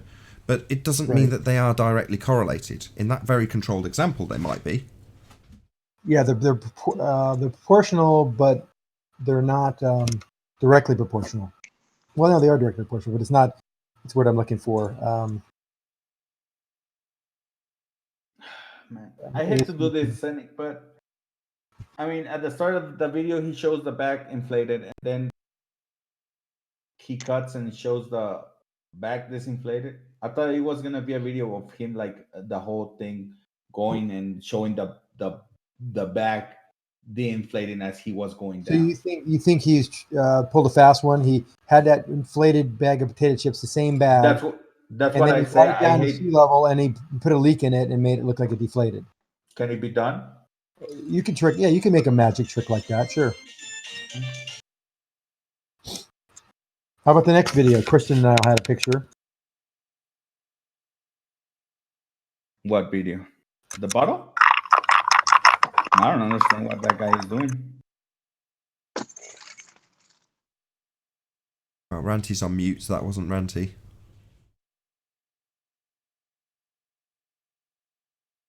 Okay then. That video is useless. So, any conclusions being drawn here or not? So Nathan, so you want the better video? I was trying to find the video that I actually had. I can't find it on my little Nathan, file. are you in agreement of like holding the air down here? 14.7. That's the PSI value. I mean, the arbitrary scale is irrelevant. I know we've got gas pressure because we've got gas.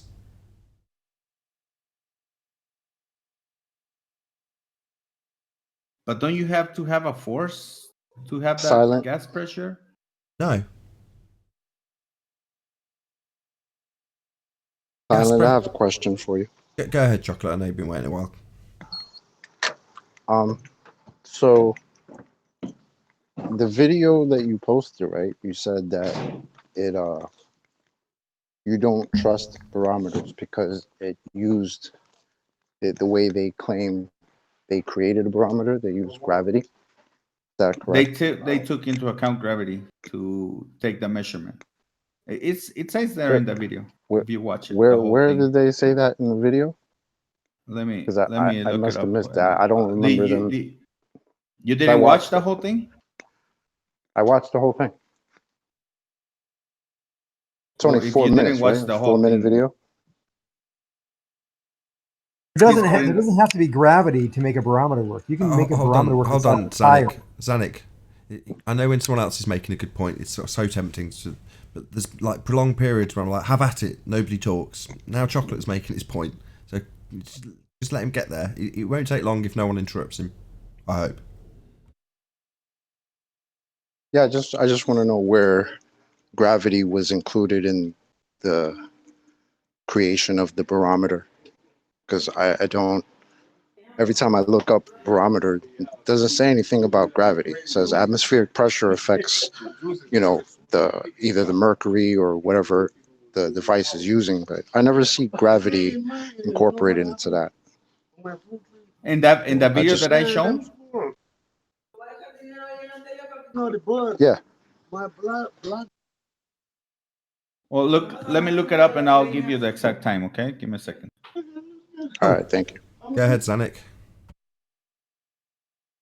Oh, I don't know where to start. So yeah, you can have a barometer without gravity. All you need is pressure. Pressure could be anywhere. The barometer works in. I know that's where I'm trying to get. So you can have a barometer inside of your car's tire.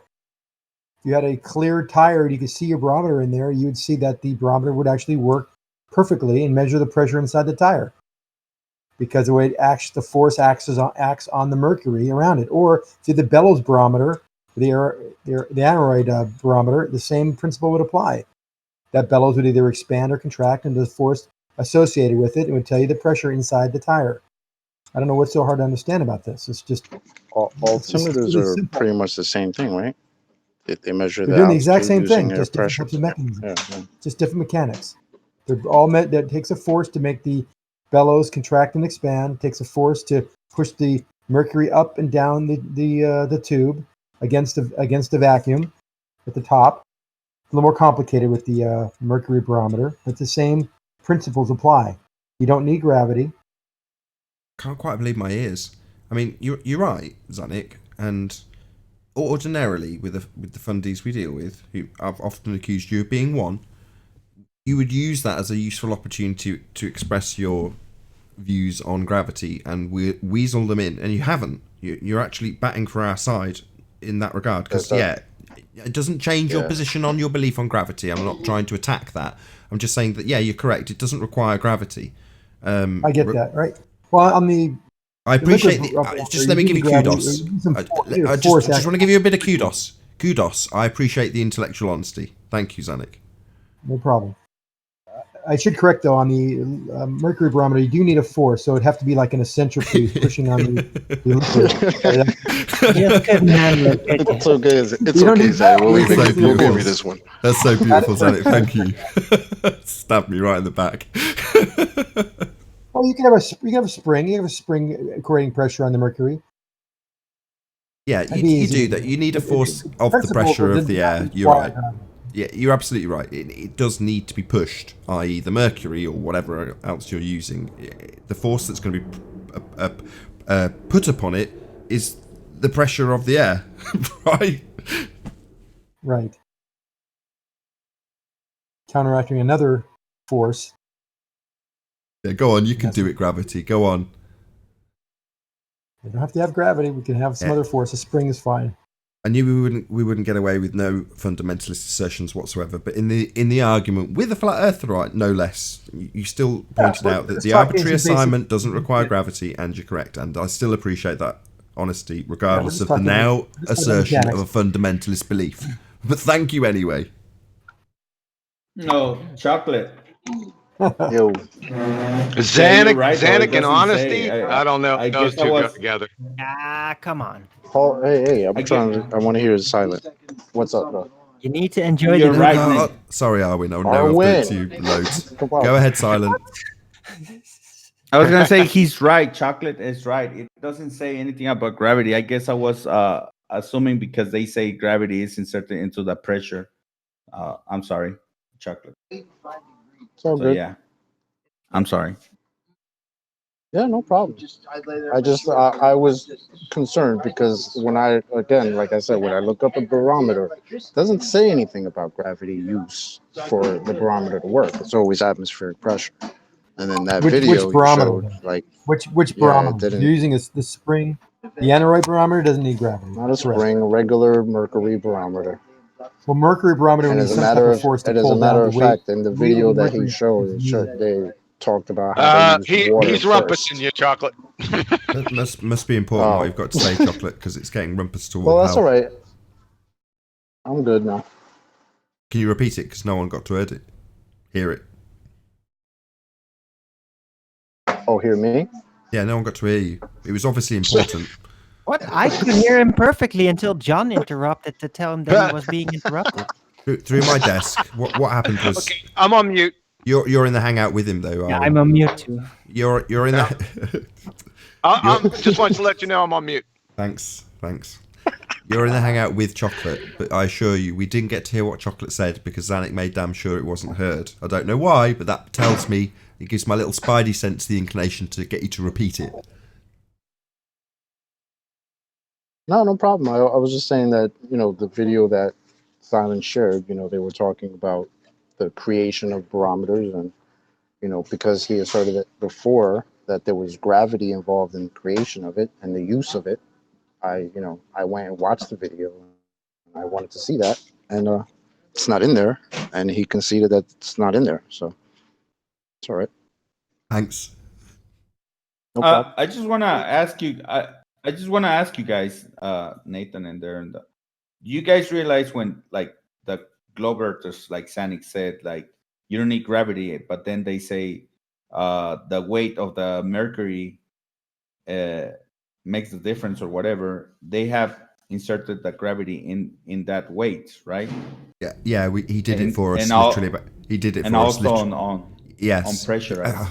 Yes, he made your point only 2 minutes ago. He did exactly that. It was quite comical. But yeah, we appreciate it because it literally just happened a moment ago. So yeah, I get that. But when they do that, that's just the fundiness kicking in. That's why a mercury barometer doesn't work on its side. Hold on, Just hold on, That's Chocolate. just the fundiness. Let him have his fundy, but let him assert So it. easy, he couldn't help it. Let him assert it. Go ahead, Zanuck. You assert that fundy belief. That's why we're talking about barometers do not need gravity, but a mercury barometer would need a force. Whether it's gravity, something pulling down, electromechanical, magnetic, or you can put it in a centrifuge. You can put it in a centrifuge, spin it, and that barometer will work just fine without any gravity. So that's how a mercury barometer will work, because it's using the weight of mercury against the vacuum to determine the pressure. Can't make that more clear. Excellent. Wait, are you saying that a mercury barometer is not influenced by a centrifuge? No, it would give the mercury weight. It would give the mercury a force. Yeah, he said Right. It needs You would have to kind of like turn it, right? It does have a one-way up. He hasn't made his false equivalence yet, Arwin. A centrifuge, something you spin, so you give you like a artificial gravity machine. Like, you ever been in the fun ride at this? Yeah, no, I know exactly what you mean. So you put a barometer on the wall, the horizontal wall of a centrifuge, and you can make a mercury barometer work without any other forces. Just leave it at that. A spinning hot tub with mercury in it. Where's the torpedoes? I wouldn't recommend that. You want to talk pseudo forces? Is that what you want to talk about? Yeah. Really? No. Anyway. Yeah, yes, people out there don't sling around vials of mercury. It's a toxic waste hazard. Yeah, you can, especially with torpedoes and hot tubs. Yeah. Dangerous combination. Spin the hot tub with but, the water. Well, the thing about the mercury barometer system is that it functions specific. Yeah, it reacts to the pressure, and it is required to have one way up, and that in relation to whatever. You can't use a barometer on its side. Everyone laughs at it. For some reason, they're laughing. I don't know why. You can't put a barometer on its side. It's not going to work. A mercury barometer. Yeah, That's exactly, why because the pressure needs to work into that specific space that needs to be aligned in a certain way. Well, upwards. with a force of down, whatever that force is, magnetic, whatever, spring, it's got to be some the force relative that's density, disequilibrium force. Yeah. Yep. So that's because that's pulling against the force of the vacuum at the top of the mercury barometer. Hey, Adam. The force of down. Hey, Adam, what's up? Right. Afternoon, everyone. You okay, John, you know I was going to leave him alone on that one. I was going to jump in with force of down. What's the force of down? Any force that's the relative density disequilibrium force. That one. Well, that same force would make things go up, right? Also, yeah, there you go. Not exclusively down. So it's the force of up and down. No one's listening to Arwin. Oh God! Lateral. Hold on. No one's listening to Arwin. Why is no one? Why is everyone's hand waving Arwin, ignoring him completely? Does it have weight? Does it weigh more than?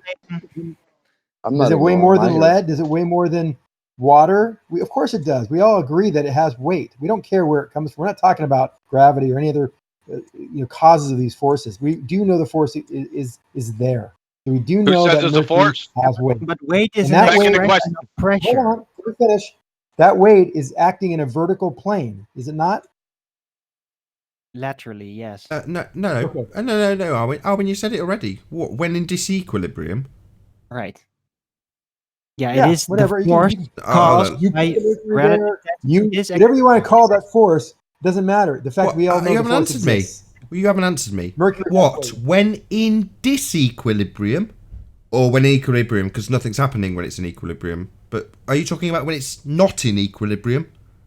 Correct. Oh, what got it there? Remember, because you put it there. There's a supplementary question, Zanik. You took the mercury, you put it up high, and now it has Zanik. in disequilibrium. Of course, the supplementary question that, what got it into disequilibrium? Whatever the example may be. You used a force to lift the mercury up, to put it up into the barometer. No, not the barometer. Anything that's in disequilibrium that you're going to then attribute a force to. What put it into disequilibrium? Depends on what you're talking about. Someone? I'm talking about the cause, which you will then later on attribute to gravity, won't you? So there is something that precedes it, the thing that put it into disequilibrium, but you'll attribute it returning to equilibrium as a force, won't you? I'll say there's a force. Yeah, that's my point. So I'm trying to establish the cause of what put it into disequilibrium in the first place, and you kind of mutter and go, maybe someone pushed it into disequilibrium. Well, there's your cause then, mate. Not gravity, not the thing that comes after while you rumpus this demolition, that starts with you being in disequilibrium, doesn't it? Yeah? That's how this little magic trick works. You start with disequilibrium. Well, what got it there? Typically, I don't see disequilibrium. I see equilibrium. Yeah, but Nathan, that's only when you put it in a chain of events kind of force. Yeah. You put it in a chain of events. Yeah, when something does that. But they'll ignore that bit, Arwin, and then start with the after effects, won't they? Right. But the relative density force or the relative density disequilibrium force is not really about that. It doesn't care about how the chain of events come to be. It just looks, or what is established is that however things came to be, it will predict how it will move depending on however it got out of equilibrium, it will return from whence it came. Yeah, that's right. Or return or go there, however, wherever it came from, it will simply predict where it will go. That's right. You could summarize it by saying, for a very crude example, what goes up must come down. Must come down. But spinning wheels. Got to go round. My point being that in their fundy world, they ignore the what goes up bit and start with it up in disequilibrium. So their example starts with a ball that's already at the top of a building being dropped. They ignore all of the process that it took to get it up there, the what goes up bit, and they just ask, well, how is it coming back down again? Well, that's gravity, that is. That's what they do. That's the magic trick. No, the force of disequilibrium. No, relative disequilibrium comes from a cause. Oh, That's really? what I'm asking you. What put it into disequilibrium in the first place? The thing you'll ignore? I did. Oh, well, there you go. If you hadn't have been doing that, it would just be in equilibrium and there wouldn't be any need to attribute any force to it. Yeah, I attached a force to it. That's how I lifted it. Remember? Yeah, there you go. Cause and effect established. What's that you say? We need to add gravity on now, do we? Why? We've already established what caused that. You did. I used the force. I lifted it up, and now it's in disequilibrium. Correct. Yeah. And because you forced it out of equilibrium, it wants to return to equilibrium. Now, it doesn't matter if you pushed it down into water, out of equilibrium, or lifted it up into air. It'll go back to its resting place after you fiddled with it. But before you fiddled with it, there wasn't any forces involved whatsoever. That's right. It was remained at rest. Yeah, no gravity, nothing, no forces to account for. But you want to attribute 9.8 meters per second squared to everything, when generally it's all in equilibrium and nothing's moving down. But then what you do to qualify it is move it out of equilibrium, ignore the fact that you've done it, and start accounting for the down bit. Did you hear what I said? I said everything stays at rest until acted upon by another force. So no need for gravity then. That sounds like Newton's laws. That's It is right. Newton's law. With gravity, that sounds the like issue Newton's law. is that Didn't it's you hear supposed Richard to be Feynman? always there. I thought I heard Richard is Feynman Newton's law. say that the laws of Newton's motion first of law. Newton were These not are correct. laws of nature that cannot be Laws of broken. motion. Now, Newton's the law laws was of motion are basically not a the laws of nature. calculation law. Newton's law Yes, was they're just a laws quick of nature. fix to overbridge Newton's that laws of system. motion are laws of We're nature. not right. We're not right? Laws According of to who? motion were not right. Citation. Oh, no problem. He wants a He citation. got that for you. Can you share your screen with your citation, Newton please? claimed no You hypothesis. want me to share that? Yes, Hold on, please. Arwen. Hold on. Jeez, oh Gotta get man. busy. Go scour the internet for some silly citation. Scour But this. I don't have to scour anything. I've already seen Because it. you've already Follow scoured through it. Zanuck. If anyone's Stay up to date found with the flat everything earth on the debate, internet, Zanuck. Come on, let Zanuck dig his hole. Right. But for my own Okay, explanation where concerning is gravity she? and it supposedly being a law of nature, that's not. No, it was just within his system of describing motion and all that. It was just a quick solution because it kind of worked out. And in that sense, no, for actually, his that's not system, true at all. it's a law. Can you But he show did where something declare it a moves universal without a law force? of Can everything. you show something moving? Hold on. All right. Okay, Can you All show right. something Hold on, I moving just need to without get it on screen. Just give me a second. Okay, I'll go ahead Can and you copy show it me too and something put it in moving? Discord Accelerating because I'm getting without force. rumpus by the person who asked me the question. The honest, honest Mr. Zanuck. All right. Okay, Let me go off. Got you Let presented. me go off it.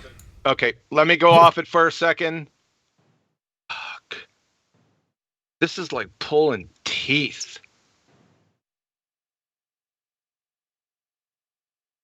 Let's get Zanuck squared away first, because he can't see this, right? Not yet. I'm in Discord. I know, You know where when you're you're at. pulling teeth, right? What put the teeth there in the first place to require a force to pull them? Rigidity.